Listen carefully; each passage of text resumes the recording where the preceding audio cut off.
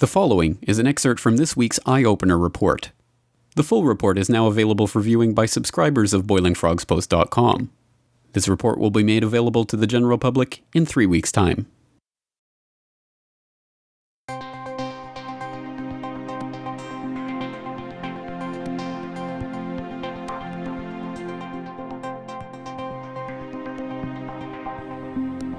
Welcome. This is James Corbett of CorbettReport.com with your eye-opener report for boilingfrogspost.com.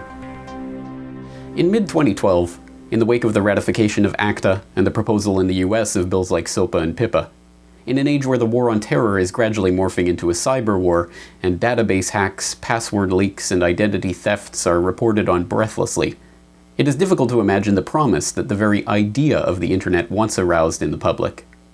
Just 20 years ago, in the age of the much-vaunted information superhighway, people could pontificate with a straight face on the potential for online communities to give rise to a Jeffersonian revolution and spawn a new flowering of civic participation. Right now, for example, millions of computer-literate Americans are participating in thousands of electronic communities through services like Prodigy, America Online, the Internet. They're playing games with each other. They're exchanging opinions on books. They're fantasizing about sex. They're also searching for their birth parents, and they're finding allies for their political causes. When the interactive power of today's computer is put inside tomorrow's television set, and when it becomes as easy to access as a few flicks on a remote control, the impact could be literally revolutionary. This type of medium could enable a Jeffersonian revolution in our civic life by empowering individuals and communities to communicate with each other, to take action. Quaint as such optimism might seem to a jaundiced modern eye, to some extent that promised revolution has arrived in the birth of an alternative media that has already begun to eclipse outdated forms of information distribution.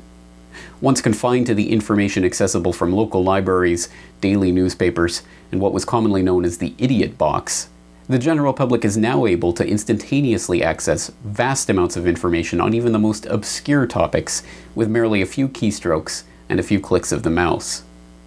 From the yearly proceedings of the Bilderberg Group to the hidden history of the establishment of the Federal Reserve, subjects that once would have been virtually impossible to research are now readily available to anyone with a computer and an internet connection, or even just a smartphone. But given the increasingly draconian measures that are being proposed to block, track, control, monitor, and censor communications on the internet, it is almost impossible to be as optimistic about the future of this technology as we once were.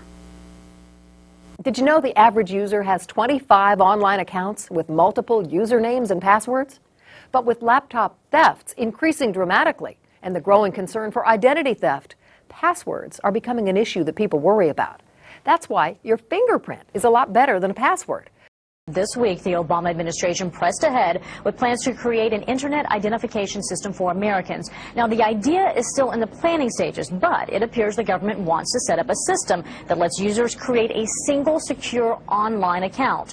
Government officials meant to seize 10 web domains for distributing child pornography, but accidentally took down, wait for it, 84,000. The U.S. Department of Homeland Security's Operation Protect Our Children mistakenly seized the innocent shared domains from moo.com, which hosts blogs and small business websites.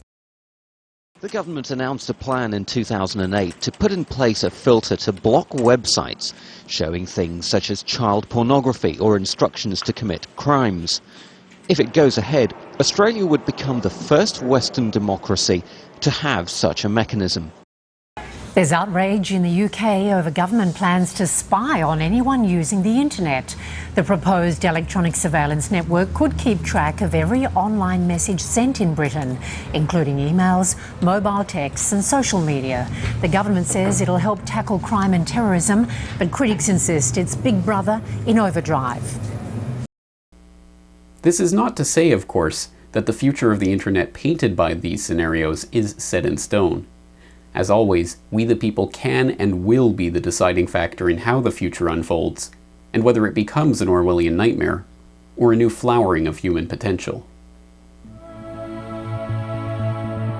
You've been watching an excerpt of this week's Eye Opener report. To continue watching the report, please log into boilingfrogspost.com.